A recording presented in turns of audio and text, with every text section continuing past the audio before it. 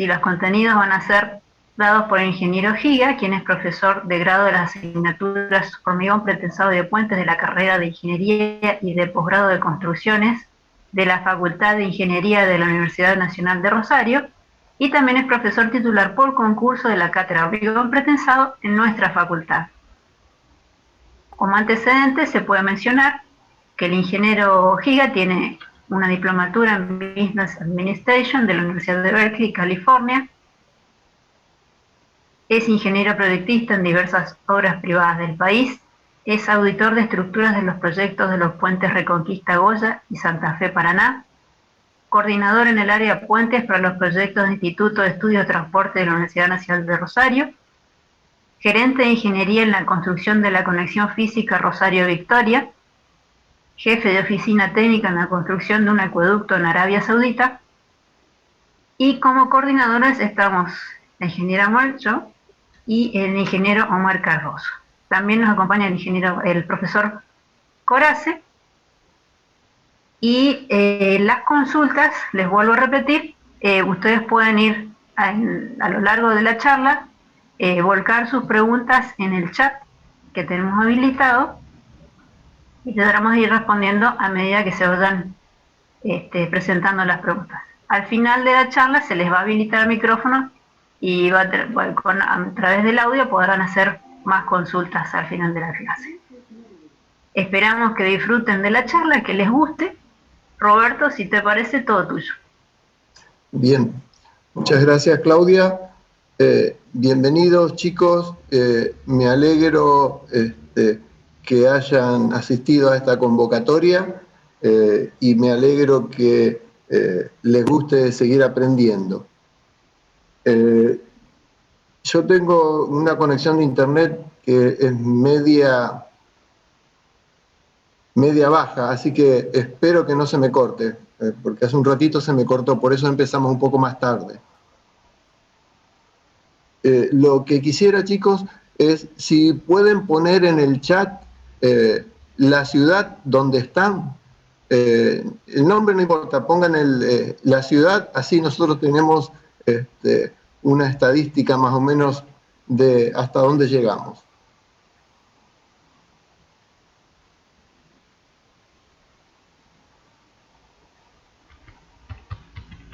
Bueno, mientras entonces yo voy a empezar con la charla.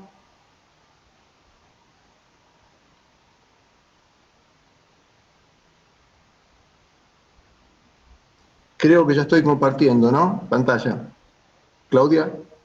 Sí, ya está compartida la pantalla. Perfecto. Bien.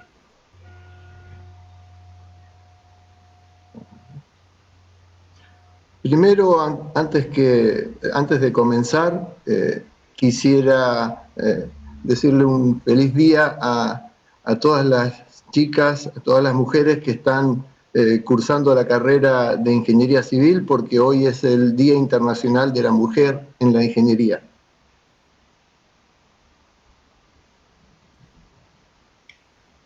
Entonces, vamos a empezar. El tema es planos de encofrados y planos y planillas de armaduras.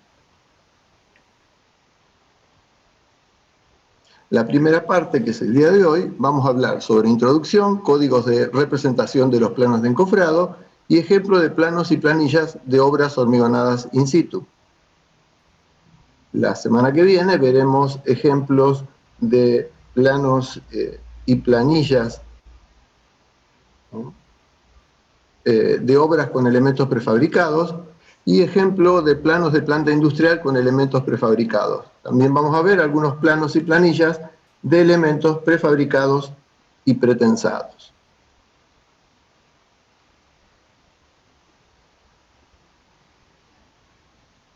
Una de las maneras que tiene el técnico constructor, el maestro mayor de obras, el arquitecto, el ingeniero civil, para comunicarse son los planos y planillas.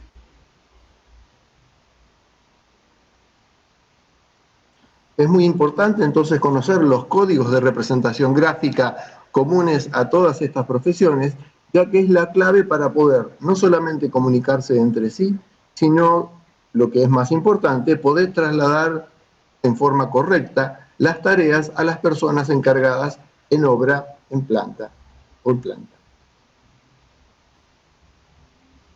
Veremos entonces los fundamentos para la ejecución de planos y planillas correspondientes a encofrados y armaduras.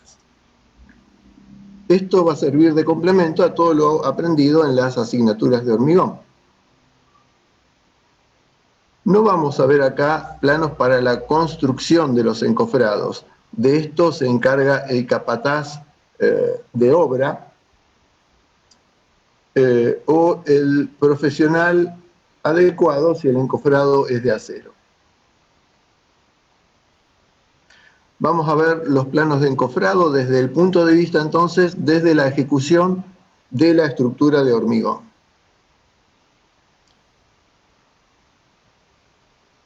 Como ingenieros civiles y como profesionales de la construcción, estamos capacitados para diseñar y calcular los encofrados.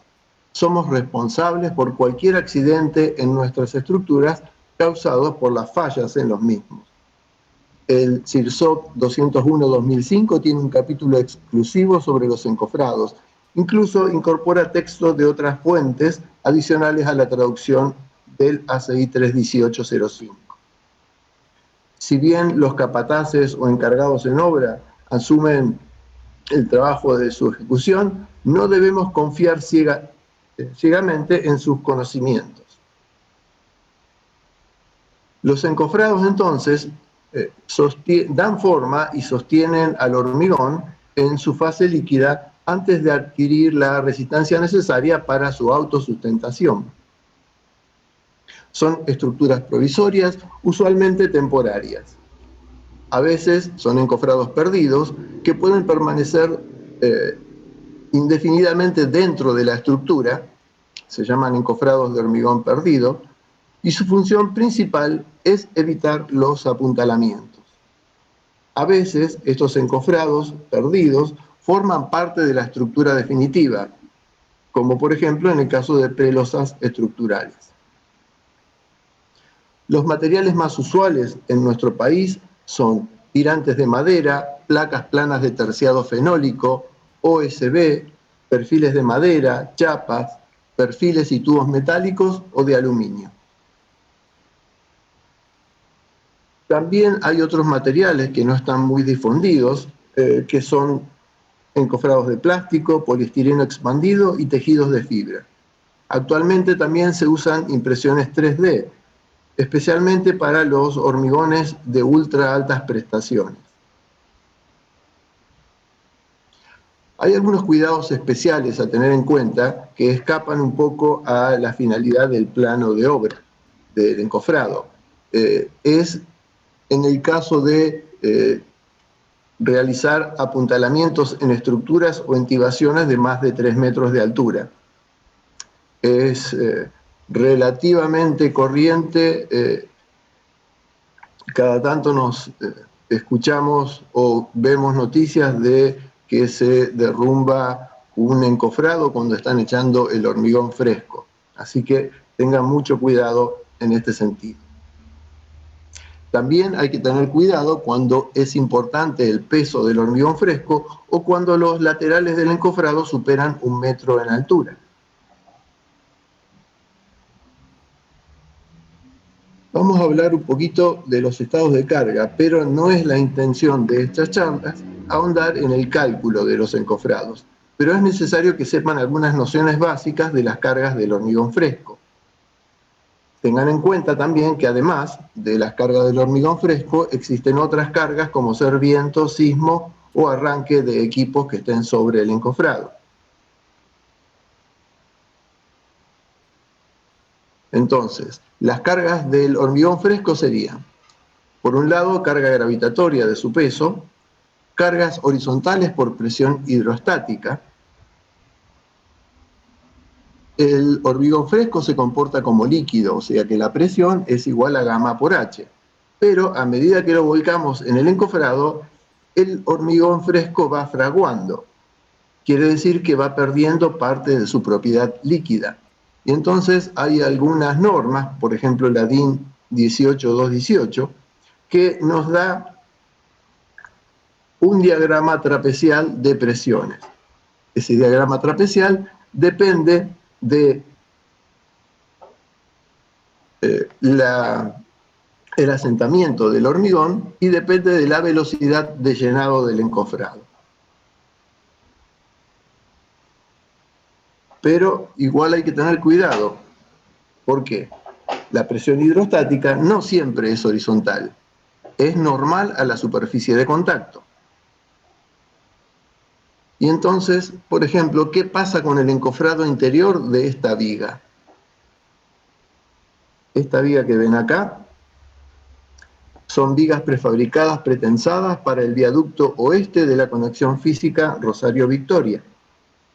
Estas vigas tienen 35 metros de luz y su peso es de 90 toneladas.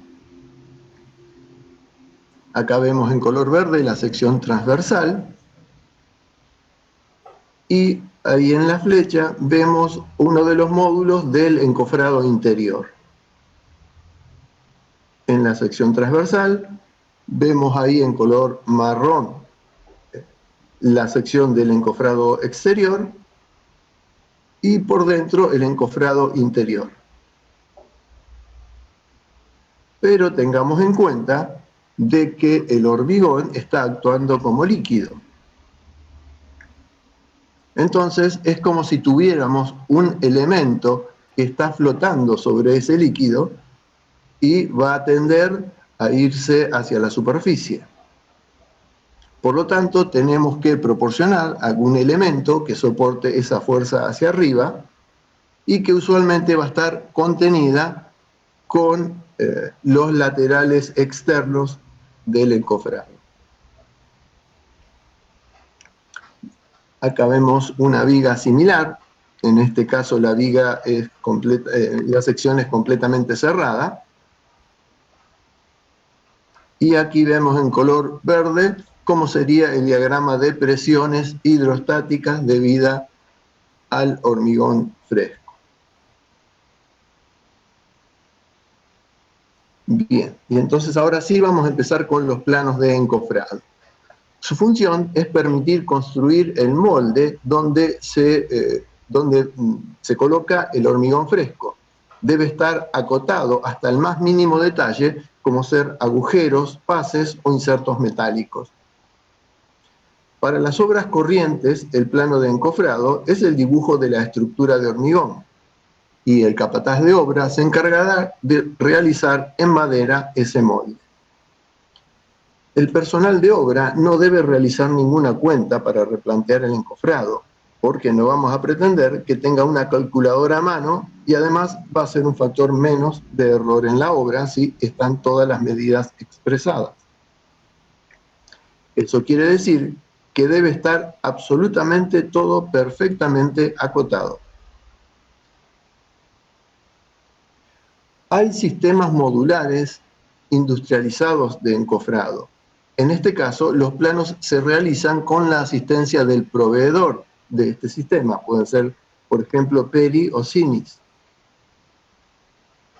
Y entonces acá tenemos un ejemplo, así a simple vista, en donde la empresa esta que va a proveer el encofrado nos da todas las pautas de el sistema de encofrado. Los rectángulos con la diagonal son todos paneles de losa y tienen por ahí los paneles, los elementos de viga y los puntales. Los planos tienen tamaño normalizado en la Argentina mediante las normas IRAM y el formato es A0 a A4. Aunque en obras particulares es usual utilizar formatos fuera de norma. Con respecto a las escalas, las usuales son 1 en 100, 50, 25 y 20. Hay información que es indispensable que tiene que estar en los planos. Primero, un rótulo identificatorio con su número de plano, revisión, fecha. nombre de la persona que ha dibujado y la persona que ha revisado, la ubicación de la planta, el norte en esa planta, los materiales, notas. Con notas uno se refiere a todo lo que sean aclaraciones, guías, referencias o antecedentes. Tienen que estar expresadas en las unidades y las escalas, y el seguimiento de las modificaciones, o sea, la versión de la revisión de ese plano. Vamos a ver algunas de estas cositas. Por ejemplo, el ejemplo de las notas. Esto es de un plano real. En las notas dice, voy a leer algunas nada más, todas las dimensiones son en centímetros, recubrimiento valor típico 30 milímetros, voy a saltear esta, la 4, ver el encofrado y el resto de la armadura pasiva de la viga en el plano tal. En el 5, el punto 5 es la tensión de tesado. En el punto 6, orden de tesado de los cables. Y cada plano tiene su particularidad, por lo tanto cada plano tiene su nota necesaria. Esto es un ejemplo de nota de materiales. Por ejemplo, tenemos acá vigas y viguetas pretensadas, calidad de hormigón determinada, paredes, contrafuertes y fundaciones, otra calidad, acero tipo 3, o sea ADN 420, acero de pretensado, trenzas y acero de pretensado cordón. Con respecto al ejemplo de las modificaciones, cuando nosotros modificamos un plano que ya hemos emitido y que ya tiene otras personas, tenemos que asegurarnos de que esa modificación sea comprendida y sea absorbida y cambiada en su versión anterior. Por lo tanto, cada modificación en el plano tiene que estar perfectamente señalada. Nosotros no podemos hacer un cambio en un plano y darle el plano a la persona que le dimos la versión anterior, porque si no, esa otra persona va a tener que revisar todo el plano a ver dónde está la diferencia. Entonces, el plano tiene que tener una tabla donde indique toda la historia de modificaciones. En general, la tabla empieza desde abajo hacia arriba, entonces tenemos en la primera columna el número de revisión, después tenemos la descripción, fecha, quién ejecutó, quién controló, quién aprobó y quién emitió. Por ejemplo, la que tenemos dibujada ahí es la revisión 0 con su emisión para construcción. Y entonces en esa revisión se dibuja la nube en la parte que nosotros modificamos y le ponemos el triangulito con el número de modificación.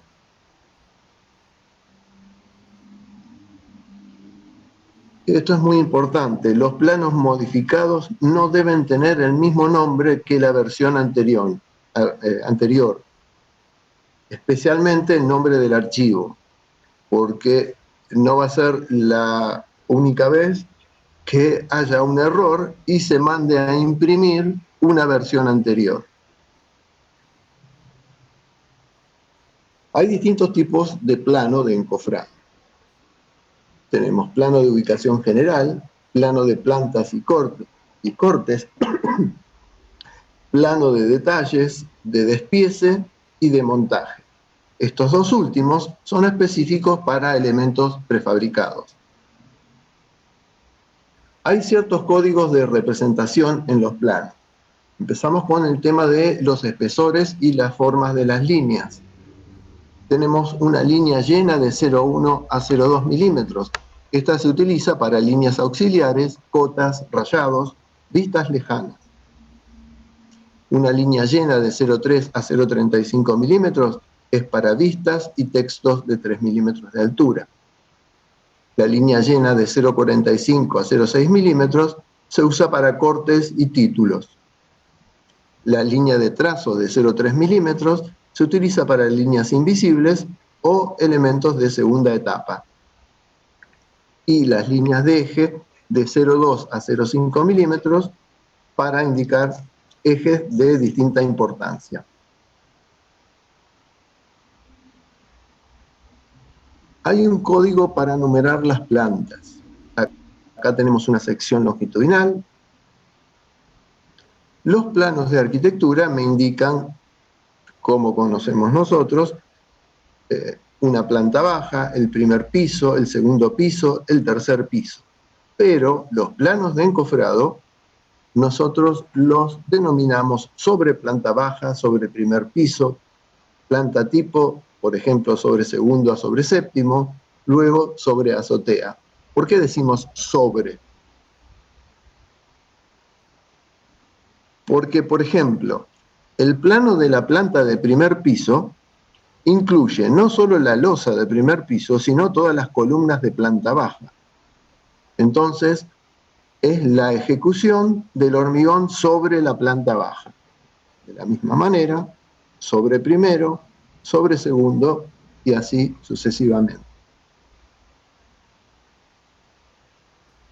Con respecto al código de numeración de las losas, usualmente se numera cada nivel con centenas.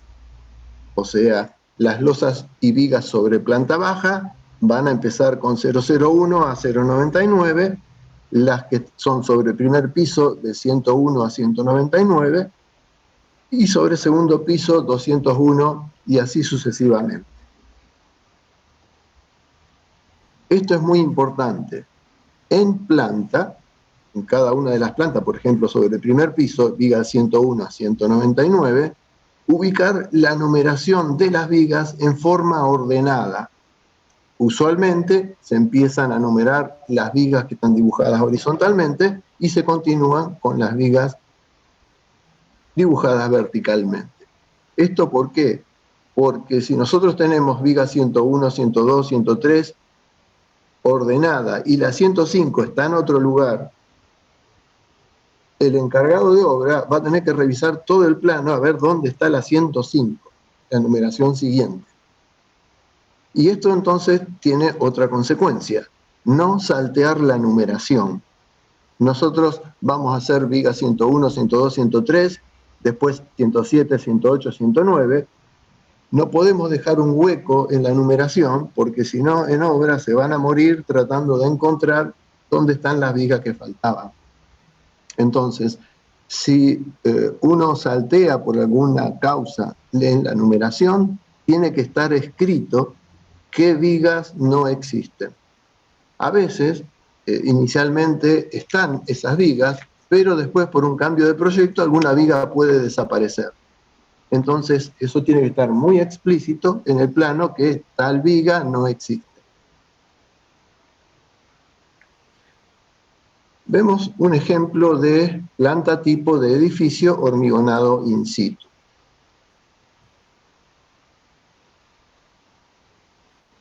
Tenemos acá entonces un rótulo con toda la información que vimos antes.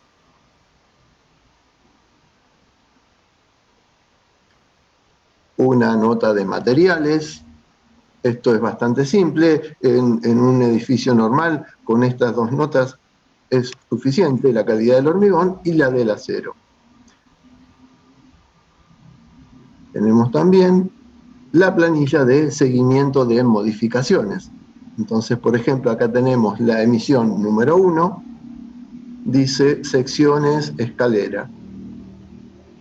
Y entonces en el plano tenemos que dibujar la nube donde hicimos el cambio con el triángulo del número de la modificación. En este plano veremos ahora en detalle esta parte que es la planta tipo, con el rectángulo violeta. Y entonces en la planta primero vamos a ver los ejes. Los dos ejes medianeros laterales. El eje medianero de atrás en este plano no está porque el terreno es muy largo. Después tenemos la línea de edificación municipal LEM. En este caso se puede edificar hasta la línea de edificación. Y después vamos a necesitar dos ejes de apoyo para nuestra construcción. Son ejes de replanteo 1 y ejes de replanteo 2.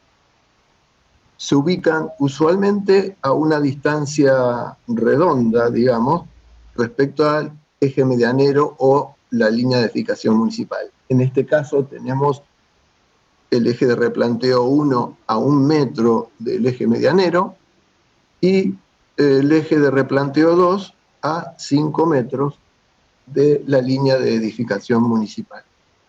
A partir de estos ejes dibujados en rojo es que vamos a acotar toda nuestra estructura. En este plano también vemos los indicadores de las secciones. Por ejemplo, sección 1.1, lo que hacemos es cortar la estructura en la línea roja. La línea roja no se indica, es solamente, la puse para que nosotros la tomemos en cuenta y hagamos el correspondiente corte. Pero en los planos se indica solamente los valores, las puntas donde están los números. Acá tenemos, por ejemplo, el corte o la sección 4.4. La línea de corte no siempre es una línea recta. Por ejemplo, acá en la sección 5.5 vemos que empezamos en una línea y terminamos por otra. Es porque nos interesa mostrar alguna cosa determinada y en vez de hacer varios cortes, hacemos un corte quebrado. Entonces mostramos una parte respecto a la línea izquierda y una parte respecto a la línea derecha. Para indicación de niveles, los niveles en las plantas se indican con un círculo con dos cuadrantes llenos. Y la indicación de los niveles en corte lo vemos con el icono que tenemos ahí. La indicación de las losas se indican con un círculo y con las líneas de acuerdo al apoyo que tienen las losas. En el círculo tenemos en la mitad superior la numeración de la losa y la mitad inferior el espesor del hormigón. Entonces tenemos la losa 404, que es una losa derecha. Una losa derecha de espesor 8. La losa 403 es una losa derecha también, pero cargando en el otro sentido. La 411 es una losa cruzada, o sea que tenemos viga en los 4 lados.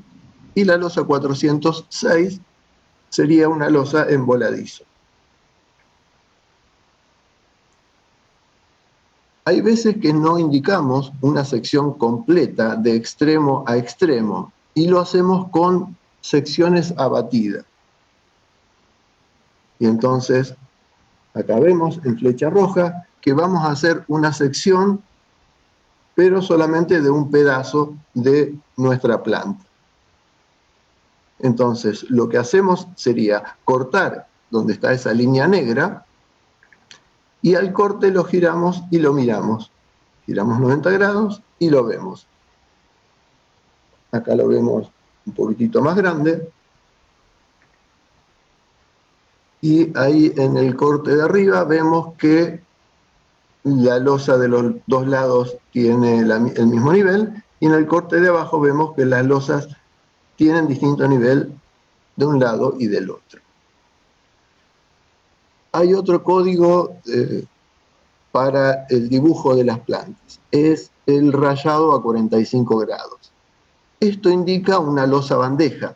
La losa bandeja son esas losas que su nivel superior es más bajo respecto al general de las losas de la planta.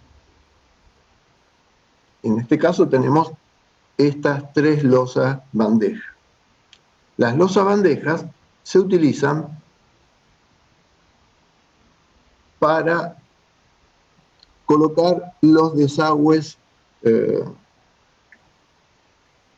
cloacales de los ambientes. En esta sección que tenemos acá, vemos específicamente que el nivel de la losa que está rayada es más bajo que el nivel de la losa de la izquierda. Y acá en esta foto vemos la instalación sanitaria en una losa bandeja. Esta instalación sanitaria después se cubre con hormigón pobre y quedaría toda la losa en el nivel necesario. En la actualidad se prefiere realizar la instalación sanitaria bajo la losa. De esta manera es mucho más fácil la reparación y cualquier problema de pérdida se detecta más rápido que si tuviéramos una losa bandeja. Con respecto a las cotas, nosotros vamos a acotar con lo que llamamos progresivas. Progresivas son flechas, entonces, con medidas a partir o desde cada uno de los ejes. O sea que si vemos esta progresiva que dice 93 y está con la flecha hacia la izquierda, es porque estamos acotando a partir del eje de replanteo 2, 93 centímetros hacia la izquierda. De la misma manera tenemos 1140 hacia la derecha y 811 hacia abajo. La otra manera de acotar es para dimensiones. Entonces tenemos dimensiones en planta y son como cualquier dibujo que aprendimos a acotar. Entonces tenemos cotas de posición, que serían las progresivas, y cotas de dimensión, que serían las que están dibujadas abajo. ¿Por qué se acota con progresiva? Si nosotros tuviéramos que acotar la posición de estas vigas con esta línea de cota de color rojo, y entonces empezamos a medir desde este borde, si nos llegamos a equivocar por cualquier problemita y le erramos en esta medida y en vez de 197 le ponemos, y en vez de 197 dibujamos, acotamos y colocamos la viga a 187, vamos a tener toda la otra parte del edificio corrida. Entonces, para no acumular ese error, es que se utilizan las progresivas. La indicación de los agujeros en planta o los espacios sin losas se realiza con unas cruces en donde con esto indicamos que ahí no hay losa. Entonces acá tenemos este espacio que está acá, que es acá abajo, y acá vemos un agujero en losa que justo es un agujero en losa bandeja. Si tenemos agujeros en las vigas, en el alma de las vigas, para posicionarlo en planta, tenemos esta forma de dibujarlo. Ubicamos el agujero, ponemos la medida y lo cruzamos también con una cruz.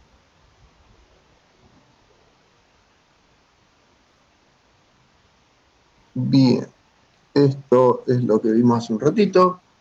Para numeración de vigas celosas, numerar cada nivel con centenas y ubicar la numeración ordenada.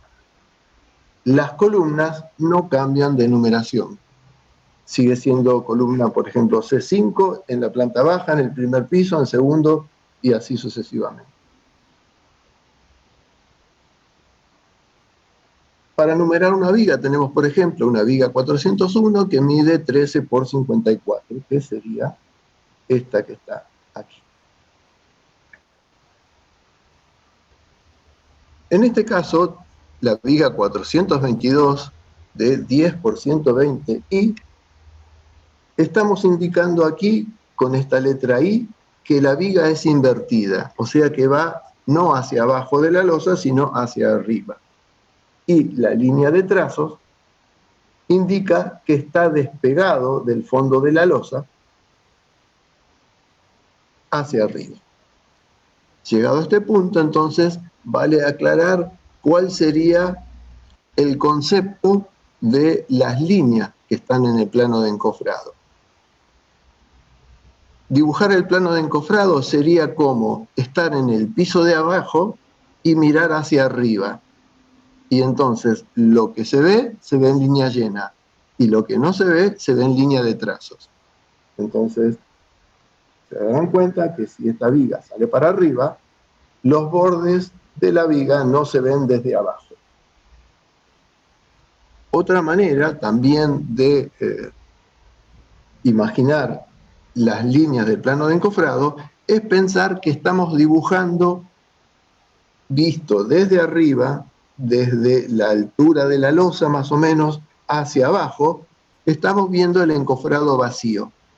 Entonces, en el encofrado vacío vamos a ver las líneas llenas, que son los fondos de viga, vamos a ver las líneas llenas, que son las de las columnas, y los elementos que van hacia arriba no los vamos a ver, porque estamos nosotros mirando desde la altura de la losa hacia abajo. Con respecto a las columnas, se pone la numeración de la columna, a continuación se pone las medidas de la columna. Una cosa que no dije antes, vuelvo para atrás. Con las medidas de las vigas, usualmente se pone primero la medida horizontal y después la medida vertical. Con respecto a las columnas, también primero se pone la medida que está dibujada en el plano en una línea horizontal y después la medida que está en forma vertical. Esta columna que está dibujada acá es una columna genérica, no corresponde a la planta que estamos viendo. Las columnas, usualmente en un edificio, disminuyen de tamaño desde abajo hacia arriba porque disminuyen la carga. Y entonces, para economía de la estructura, vamos a achicar el tamaño de las columnas. Y cuando achicamos, en general, achicamos uno o dos de los lados, y hay dos lados que permanecen siempre en la misma posición. Estos dos lados son los que corresponden al filo donde apoyan las vigas. Entonces, conservando estos filos donde apoyan las vigas, vamos a estar seguros de que las vigas siempre van a apoyar en columnas. Porque si nosotros disminuimos la columna en ese sentido y tuviéramos apoyada la viga en la parte izquierda, a medida que retrocede la columna, la viga va a quedar apoyada sobre la otra viga. Entonces es por eso que es importante conservar el lado de la columna que corresponde a donde van a apoyar las vigas. En esta planta en particular que estamos viendo, en vez de tener dos lados fijos, tiene uno solo, porque se adoptó que todas las columnas van a tener siempre el mismo ancho. Entonces, la disminución de tamaño va a ser solamente en un sentido. Y entonces, en las plantas está dibujada no con dos rayas negras, sino con un cuadrado que demuestra el lugar que queda fijo. Se darán cuenta entonces que el lado fijo es donde apoyan las vigas, tanto en esta que está acá, por ejemplo, como en esta que está acá.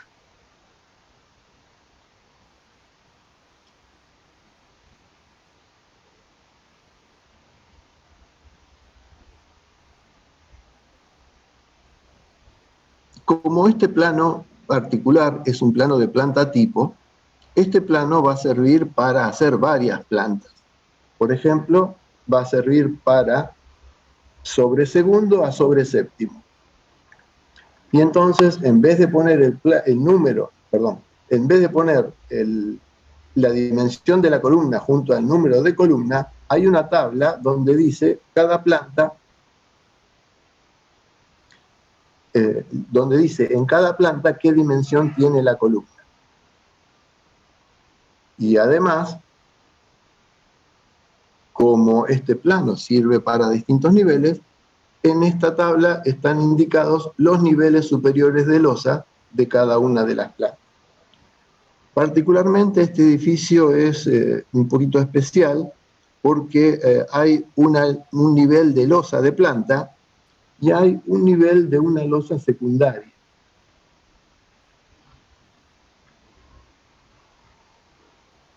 Perdón, disculpen, pero se me están pasando las diapositivas por el pad de la notebook.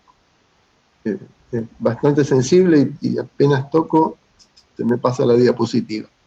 Bien, les decía que en este caso hay dos niveles para cada planta. Ahora vamos a ver por qué. Entonces, vamos a ver un ejemplo de la sección 1.1. Entonces, en el mismo plano está dibujada la sección 1.1. Hay veces que no entran todas las secciones en el mismo plano. Entonces, se coloca la sección indicada en la planta, pero con una nota diciendo en qué plano se encuentra esa sección 1.1. Y entonces, en este corte, vemos el nivel genérico de cada planta, y vemos que acá hay una losita secundaria en correspondencia con un descanso un poquito más grande que lo normal. Porque, bueno, este descanso tiene además un uso secundario.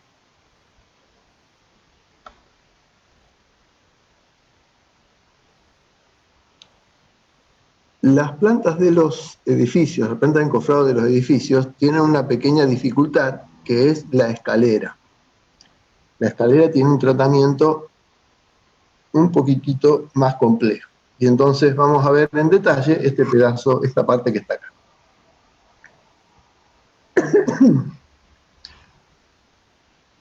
Acá vemos la planta de arquitectura correspondiente a esta escalera, y acá vemos el uso ese secundario que les decía de la losita. En un plano de planta de arquitectura, las contrahuellas de cada uno, se me está yendo, perdón, las contrahuellas de cada uno de estos tramos de escalera coinciden.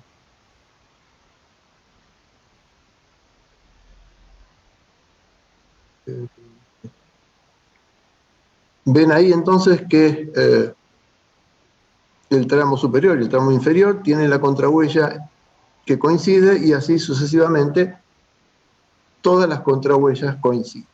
Pero si nos fijamos en el plano de planta de encofrado, vamos a ver que están desalineados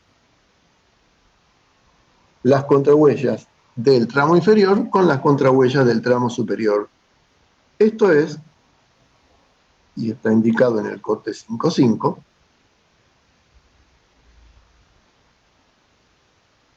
vemos ahí, en esta parte que está acá, que hay una diferencia debido al quiebre en nuestro corte 5.5. Pero vamos a fijarnos en este recuadro rojo. Ahí vemos los dos tramos de escalera, y ahí vemos la escalera con su revestimiento. Los planos de arquitectura se dibujan con las contrahuellas coincidiendo. Pero como nosotros tenemos que ejecutar el hormigón, tenemos que darle espacio a colocar el revestimiento. Entonces, la superficie de hormigón queda retrocedida respecto al plano de la contrahuella. Y entonces es por eso que los planos de encofrado de escalera no coinciden las contrahuellas de hormigón respecto de las contrahuellas revestidas. Además, tengan en cuenta que las contrahuellas en los planos de escalera se dibujan en línea de trazo porque está despegada del fondo de la losa. En cambio, en línea llena se dibujan los quiebres de losa, como ser estos dos que están en círculo rojo. Vamos a ver ejemplos de planillas correspondientes a esta planta. Esta es una planilla ejecutada a mano. Y entonces vemos que bien, tiene un rótulo de identificación, obra, ubicación, número de hoja o folio. Y en este caso, esta planilla de losas no tiene en correspondencia un plano de armadura de losas, porque si la planta es simple, esta misma planilla sirve no solo para cortar y doblar el acero, sino también para ubicarlo. Entonces, un personal adecuado puede leer esta planilla y entonces va a encontrarse que acá hay una barra del 10 cada 32 que está caballeteada y una barra del 10 cada 32 que está derecha. Y entonces el personal que va a colocar esta armadura la va a colocar alternada. ¿Y con qué orientación? Y entonces acá tenemos la línea municipal y acá tenemos entonces este eje correspondiente a la posición en la línea municipal. Se me está haciendo. Esta planilla tiene distintas columnas. La primera columna es la de posición. Después viene el detalle de armadura, el diámetro de la barra, cantidad por unidad, cantidad total, longitudes parciales y totales. Cuando nosotros ponemos, por ejemplo, 6 centímetros, 57 centímetros, 9 de diagonal y 6 de altura, fíjense que las medidas son de afuera a afuera. Esto nos permite a nosotros tener en cuenta los recubrimientos necesarios de hormigón. Porque si nosotros tuviéramos que acotar a eje de la barra, tendríamos que tener en cuenta la mitad del diámetro. Entonces, las medidas son de afuera a afuera y la gente que hace cortado y doblado ya sabe eso. De todos modos, cuando nosotros hagamos el cómputo en esa planilla y coloquemos la longitud, vamos a suponer que las medidas que pusimos son a eje, porque los diámetros son pequeños. Se suele descontar longitud por curvatura para barras mayores al diámetro 20.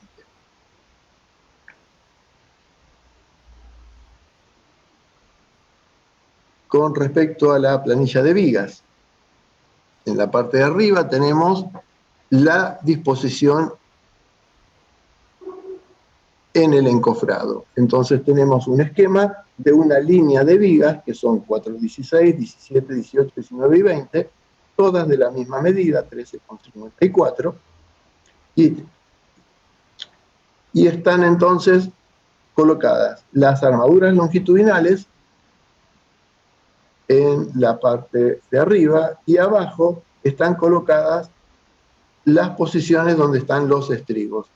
Como verán, es bastante simple.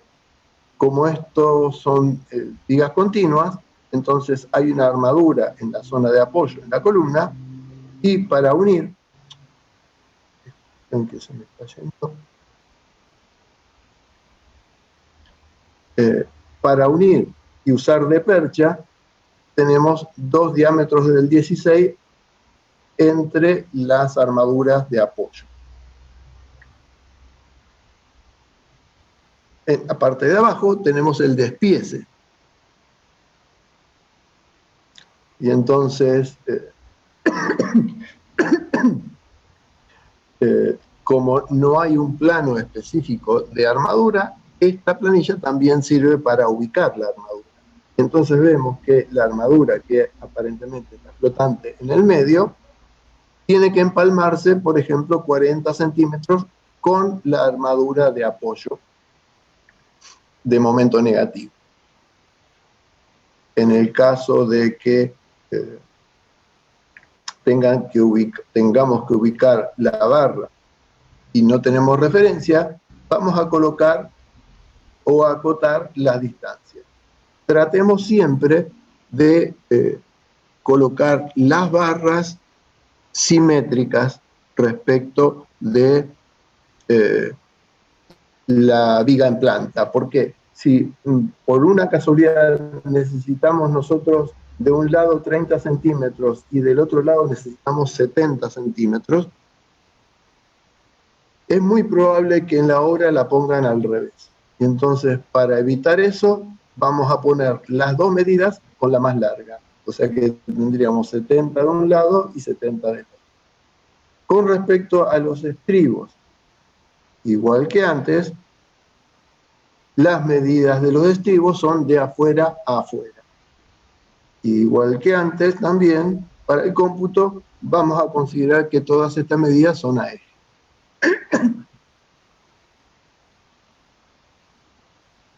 Vamos a ver el plano de encofrado de bases, o también denominado plano de replanteo de fundaciones de esta misma planta. Para lo cual, recordemos esto. Nosotros tenemos la columna con ciertas dimensiones.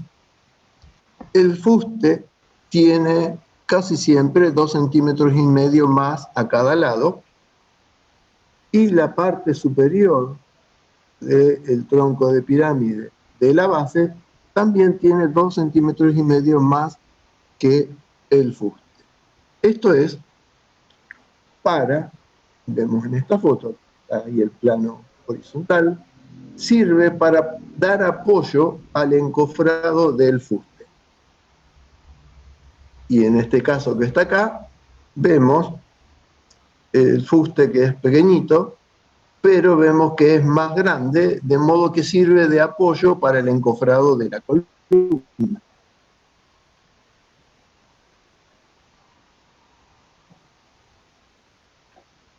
Entonces vamos a ver ahora el plano de fundación. Acá vemos la planta en color verde de las losas que vimos recién.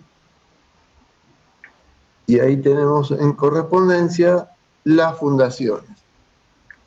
Les dije al principio que el terreno era más largo, entonces acá estamos viendo otro conjunto de bases de la parte de atrás de este edificio que no tiene tantas plantas como la parte de la torre, por eso las bases son más pequeñas. Pero vamos a ver ahora nada más que las plantas de la parte de la torre. Como siempre, hay que poner en nota las cosas importantes. Por ejemplo, niveles de fundación, la C1 a C12 y el tanque de agua, y el tabique de ascensor, perdón, es de menos 420. El nivel de fundación de la C16 a C29 es menos 395. El nivel de superior de fuste para todos es menos 285. Y fíjense que en este caso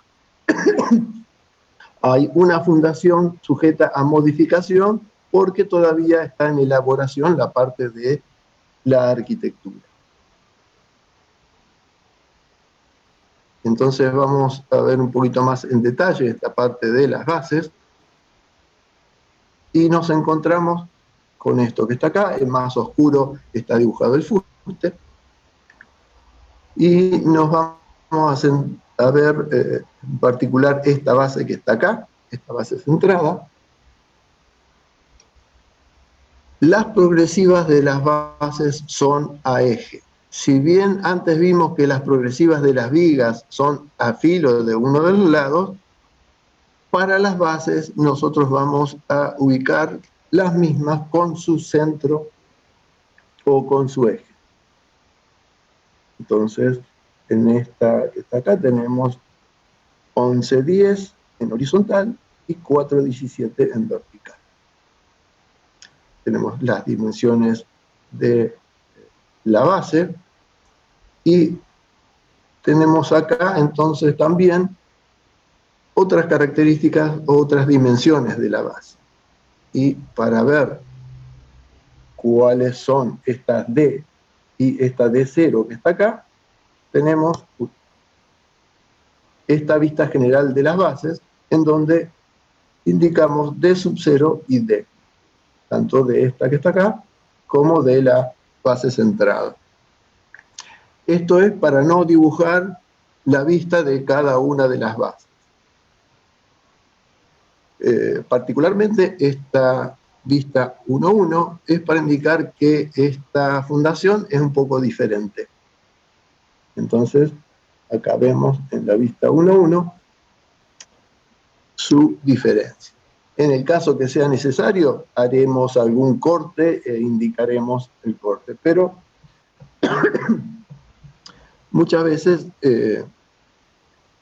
se sobreentiende cómo está dibujado. Pero ojo, no demos muchas cosas por sobreentendidas, porque si tenemos algún capataz que no tiene demasiada experiencia, puede ser que se entiendan otras cosas. Así que es muy importante el diálogo cercano entre la oficina y la obra, y es muy importante que el proyectista vaya a la obra para corroborar que lo que dibujó es lo que está construido.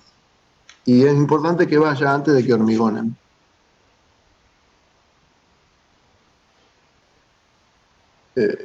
La fundación de los tabiques de ascensor son siempre diferentes y cada obra tiene su particularidad. Entonces, este tabique de ascensor estaba muy pegado a una columna, entonces hubo que hacer toda una fundación conjunta, y entonces hay una parte de esta fundación que tiene cortes medios raros.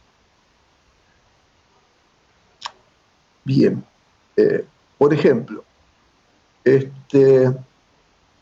sobre el recorrido inferior del hueco del ascensor era bastante importante, y entonces para no hacer toda la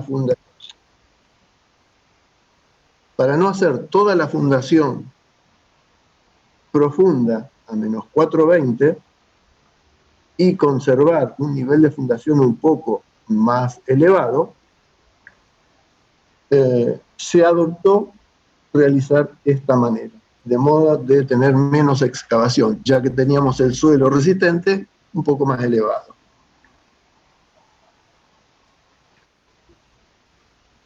Vamos a ver un ejemplo de planos y planillas de armaduras un poquito más complejas.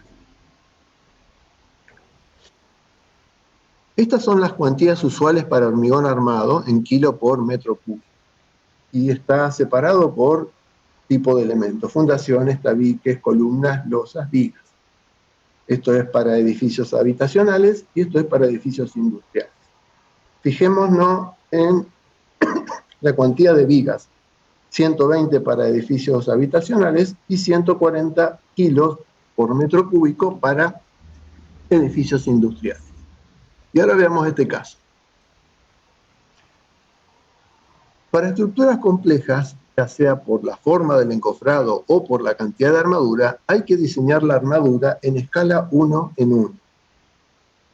Ya no podemos suponer la armadura como líneas cuando están en vista o como puntos cuando están en sección, sin ubicar específicamente. Estamos acostumbrados a dibujar, por ejemplo, la armadura de columna con estos puntos negros y los estribos con rayas. Es más, usualmente ni siquiera dibujamos los chanfles, porque en realidad la columna real tiene que tener un chanfle acá que tiene 1 pulgada por 1 pulgada. Vamos a ver el ejemplo de las pilas del puente principal de la conexión física Rosario-Victoria. Estas pilas tienen 122 metros de altura. Se construyó con encofrado trepante de módulos de 4,46 metros. La sección tiene el ancho más chico constante, 2,75 metros, y el ancho más grande variable, con su máximo de 6 metros en la parte inferior. Acá vemos una sección longitudinal en un sentido y en el otro.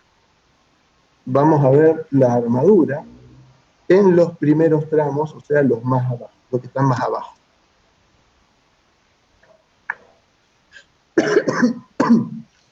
Este es el nivel negro que está abajo, es el arranque en el cabezal. Y acá tenemos los módulos de 4,46 metros. Acá vemos una foto del encofrado trepante en los primeros tramos.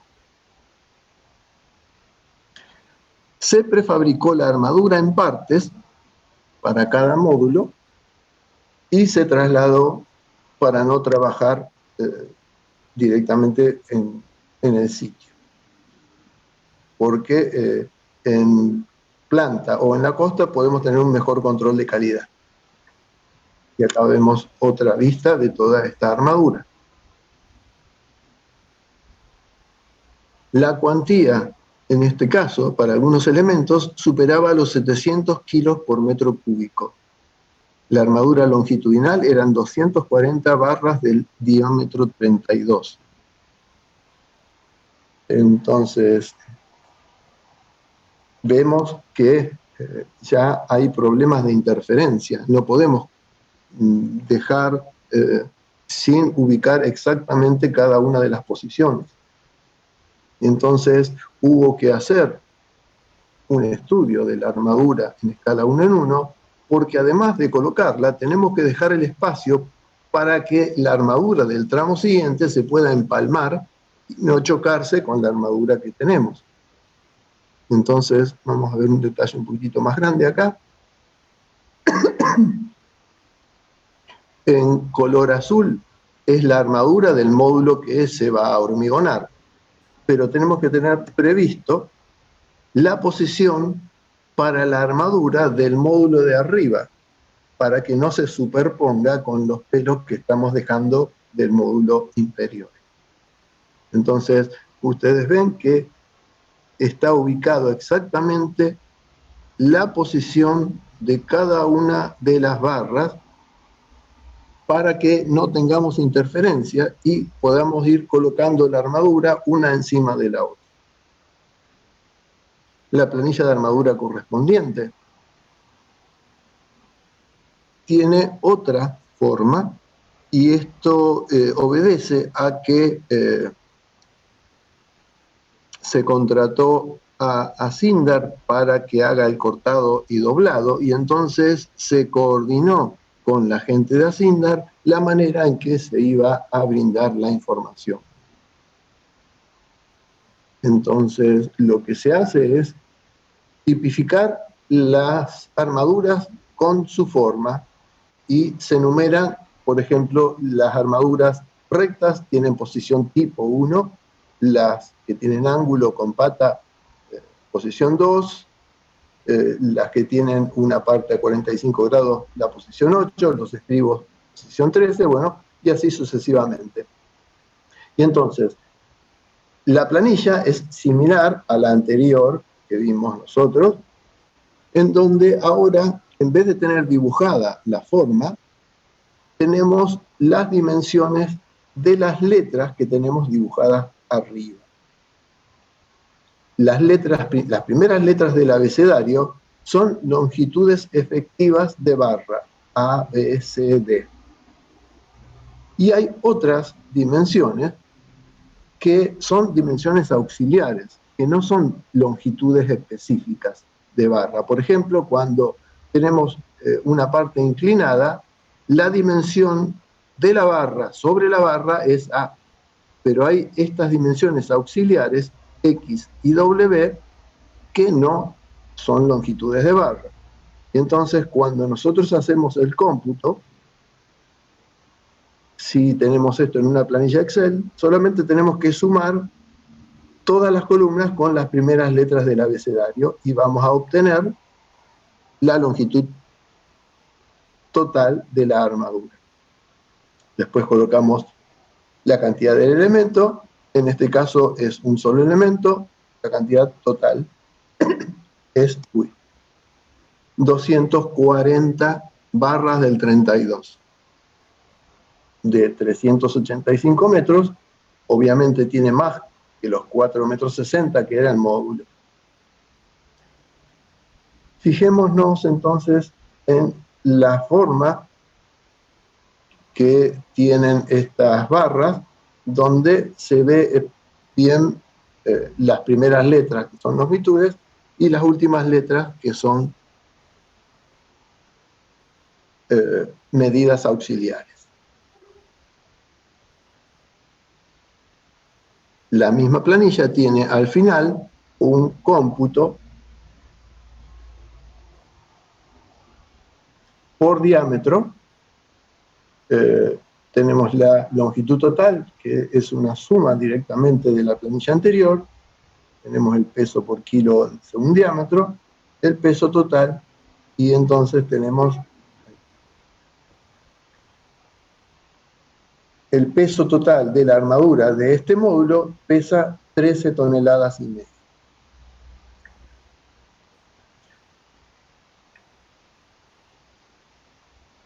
Bien. Con esto terminamos la primera parte de la charla de hoy. Comparto esto. Espero que no se hayan quedado dormidos, chicos. ¿Tienen alguna pregunta?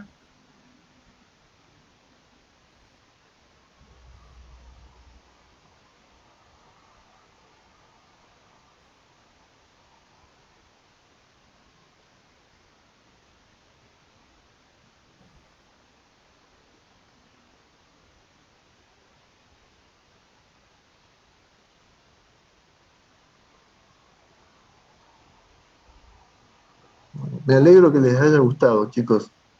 No, esta clase no se repite.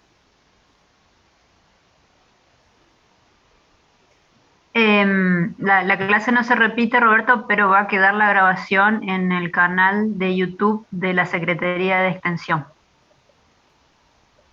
Bien, gracias por la aclaración.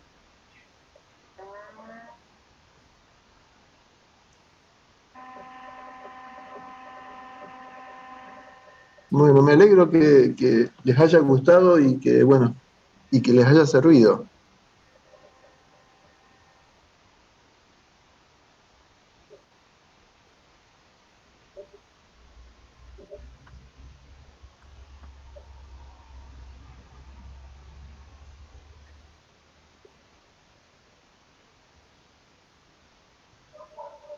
Mercedes quiere hacer una consulta.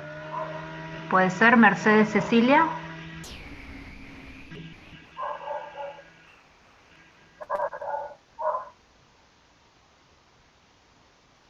Ahí vi una pregunta que me preguntaban por qué las secciones transversales de la columna tienen chanfle en los extremos.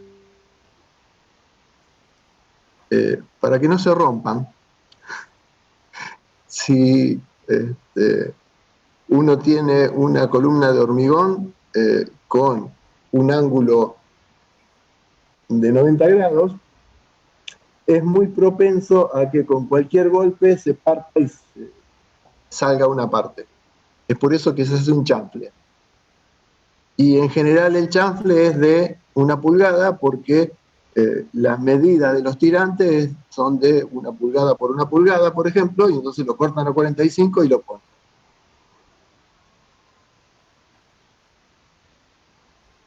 Acá hay otra consulta que dice de Tomás, ¿para qué sirve la forma? Ah, ¿eso es lo que ya contestaste? ¿Para qué Sí, sirve la forma que se le da a las columnas de las esquinas? eso, sí, ya está. ¿Cómo hacen para armar las patas del puente? Es una consulta. Es muy amplia la pregunta. Para hablar del puente, bueno, yo ya había hecho en años anteriores toda una serie de charlas específicas sobre cómo se hizo el puente Rosario Victoria. No sé si para armar las patas se está refiriendo a la armadura o para construir el hormigón.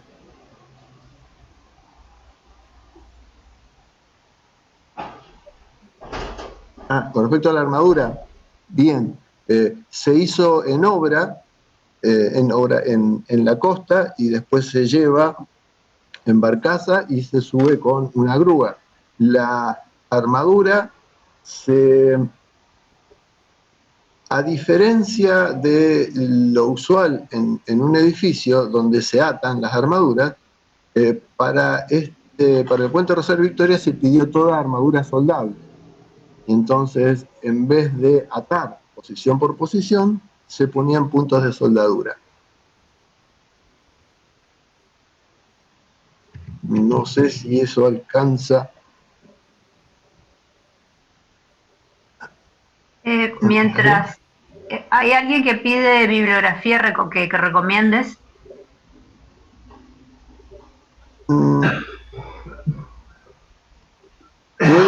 Puedo llegar a buscar, pero no. Esto lo preparé con experiencia propia, así que.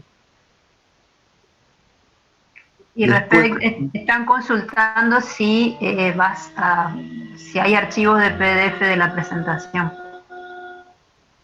No tengo preparado, pero lo que puedo llegar a ver es pasar este PowerPoint, pasarlo a PDF.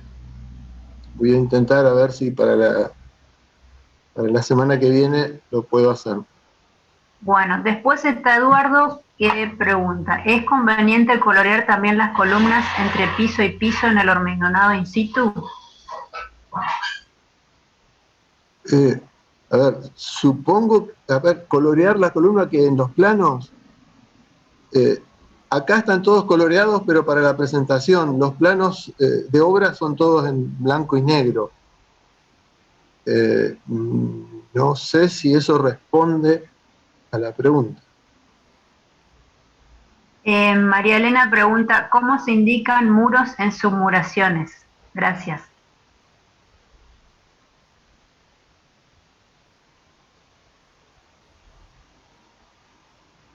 Se indican igual que los tabiques, en corte y en vista. Lo que sí, hay casos particulares de submuración. Si hay que submurar por franjas, hay que indicar específicamente las franjas de hormigonado. En general se hormigona de a tercios.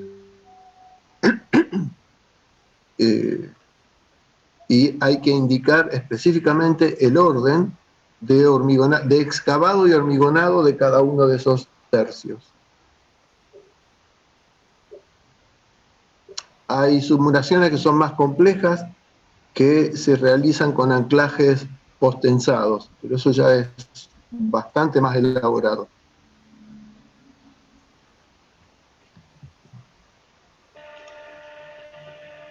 Bueno, acá se repetía una pregunta porque pedía bibliografía respecto de apuntalamiento, pero bueno, vos ya lo aclaraste.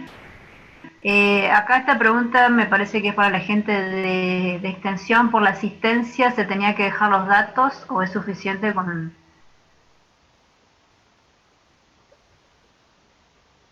Esto es para Mauro, yo no sé si con... Me parece que ya tenemos registrados los datos ya con el ingreso a la sala, tengo entendido.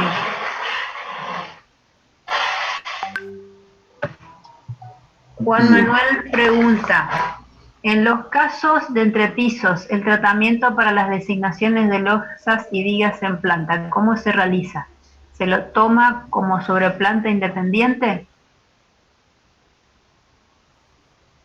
La verdad que no encuentro... ¿Lo podés volver a